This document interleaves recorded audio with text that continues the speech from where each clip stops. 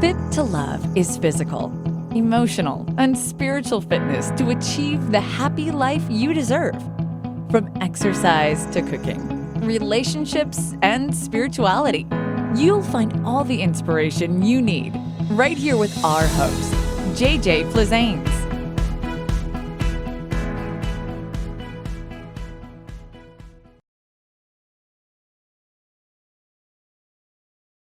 Welcome to Fit to Love, Movement Mondays, all about exercise, all about movement, all about you. If you have an exercise you'd like us to address on a future show, please make sure to send us an email, info@invisiblefitness.com. Enjoy the show. Today's show, proper form for a chest press. So last week we covered that all muscles pull, not push. And if you haven't seen that, I recommend stopping this video now, going back and watching that first. This all makes a lot more sense. I'm going to do a quick review from last week, so those of you that watched that one. Again, the chest muscle, the sternum, is where the chest originates. It fans out, just like my fingers are showing you in this sort of pattern, and it attaches right here to the humerus, which means that my hand and my forearm have nothing to do with my chest.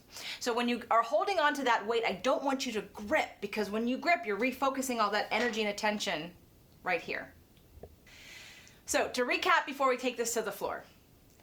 Chest muscle, sternum starts here, attaches right here. These 2 points are going to pull into the center, which means this is the point you're going to think about. You're going to pull from the chest into the center to contract. Now, why I'm recommending free weights versus a bar is because, again, notice this motion is called adduction.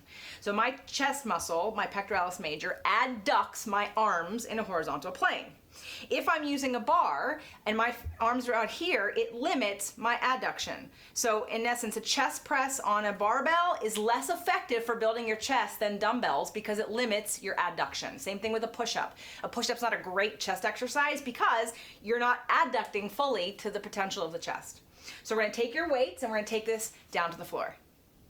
Okay, so now we're on the floor, and I just want to reiterate one more time that this is the perfect place when you're using a free weight to get resistance for your chest muscle. So your sternum is here, and your chest starts here, and it fans out like this. Now, visualize that I had, electrodes or something on my chest muscle, and I pulse that electrode. What would be pulling is right here.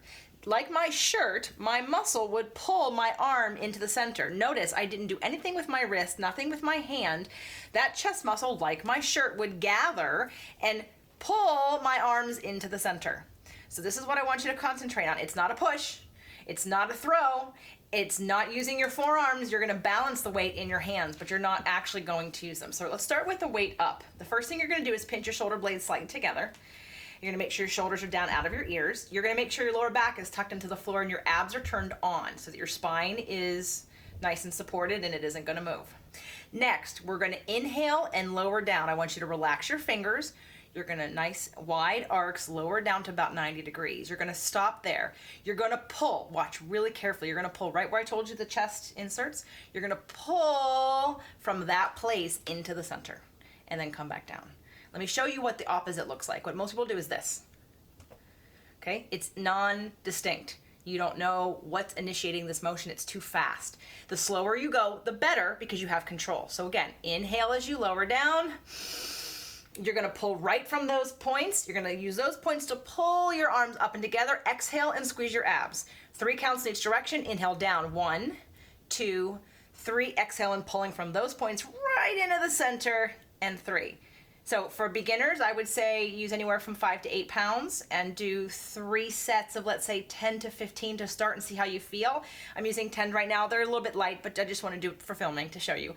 The more advanced you get, just continue to add a little bit more weight, and your reps are about up to 30. So that was the basic form for a chest press. And again, using free weights to really accentuate and utilize that adduction that the chest does.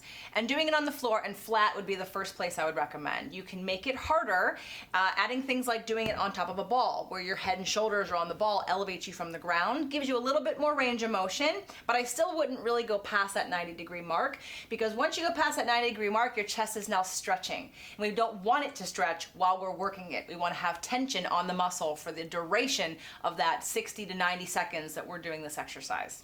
So if you have any questions, I'd love to hear from you. Make sure to write us an email, info@invisiblefitness.com.